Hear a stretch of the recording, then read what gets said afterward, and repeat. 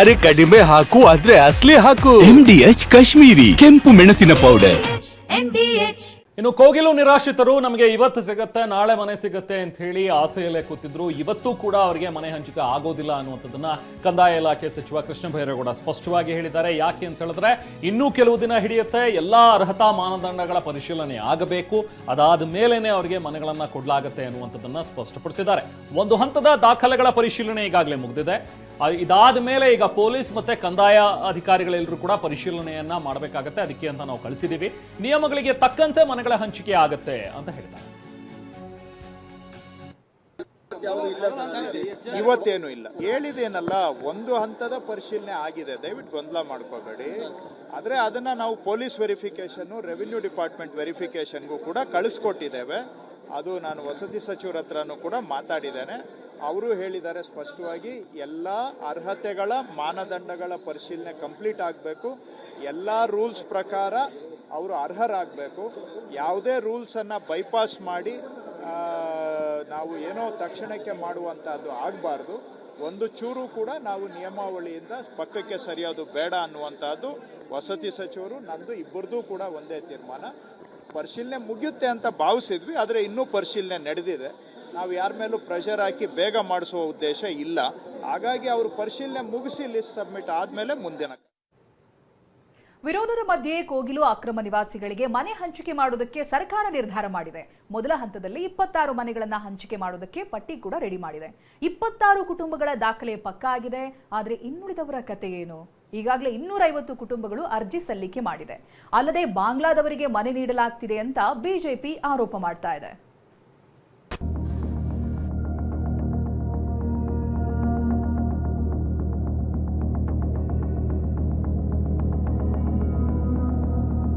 ಕೋಗಿಲು ಅಕ್ರಮ ವಾಸಿಗಳಿಗೆ ಮನೆ ಭಾಗ್ಯ.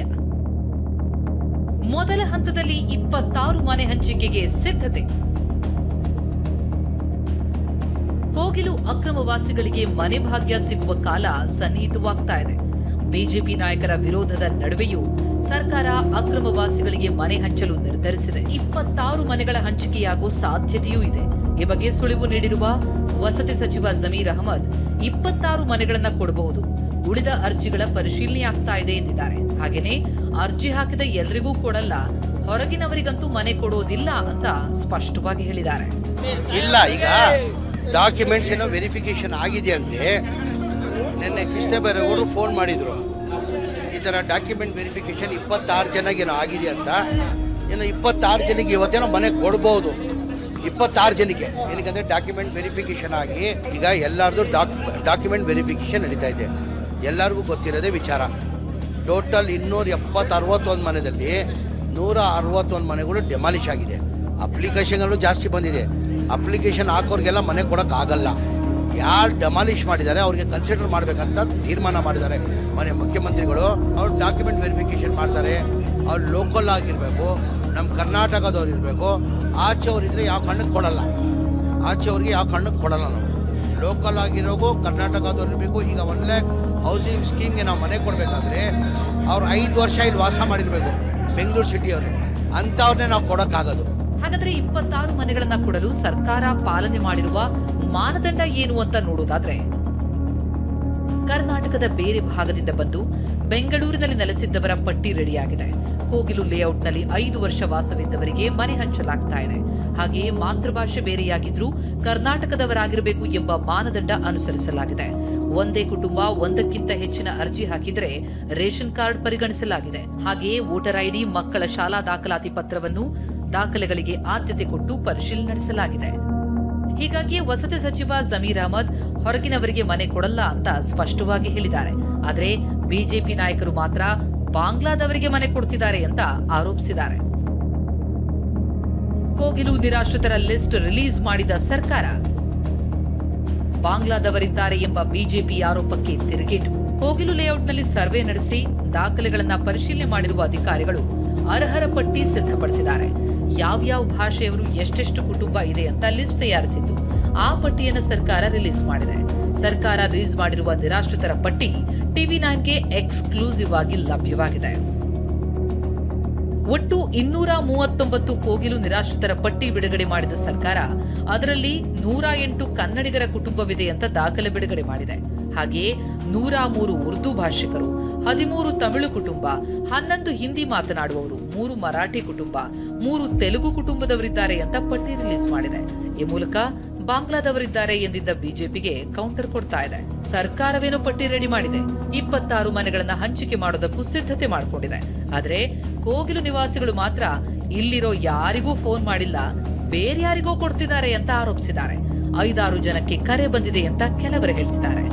ಬಂದಿಲ್ಲ ಸರ್, ನಮಗೆ ಫೋನೇ ಬಂದಿಲ್ಲ ಇನ್ನು. ಏನಂತಿದ್ದಾರೆ, ಏನು ಹೇಳಿದ್ರು ನಿಮಗೆ? ಯಾಕೆ ಫೋನ್ ಮಾಡಿದ್ರು? ನಮಗೆ ಯಾರಿಗೂ ಇಲ್ಲಿ ಇರೋದು ನಾವು ಯಾರಿಗೂ ಬಂದಿಲ್ಲ ಸರ್. ಬರ್ತಿದೆ ಯಾರು ಬೇರೆಯವ್ರ ಜಾಗದಿಂದ ಬರ್ತಾ ಇದೆ, ಇಲ್ಲಿ ಇರೋರಿಗೆ ಬರ್ತಾನೆ ಇಲ್ಲ. ಅದು ಸಮಸ್ಯೆ ಆಗಿರೋದು. ಅದು ಅಲ್ಲಿ ಹೋಗಿ ಹೇಳಿದ್ರೆ ನಾಳೆ ನಾಳೆ ನಾಳೆ ಹಂಗೆ ಹೇಳ್ತಾ ಇದ್ದಾರೆ. ನಮ್ಮ ಜನ ಅವ್ರಿಗೂ ಬಂದೈತೆ, ಒಂದು 5 ಜನ ಅವ್ರಿಗೂ ಬಂದೈತೆ. ಎಷ್ಟು ಜನ ಇದ್ರೆ ಫಕೀರ್ ಲೇಔಟ್? ನಾವು ಫಕೀರ್ ಲೇಔಟ್ ಅವರು ಒಂದು 40 ಜನ ಇದ್ದಾರೆ. ಒಂದು 3-4 ಜನಕ್ಕೆ ಬಂದೈತೆ ಫಕೀರ್ ಲೇಔಟ್. ಯಾಕೆ ಗೊತ್ತಿಲ್ಲ ಸರ್. ಇವತ್ತು ಏನೋ ಬರುತ್ತೆ ಏನೋ ನೋಡೋಣ ಇವತ್ತು.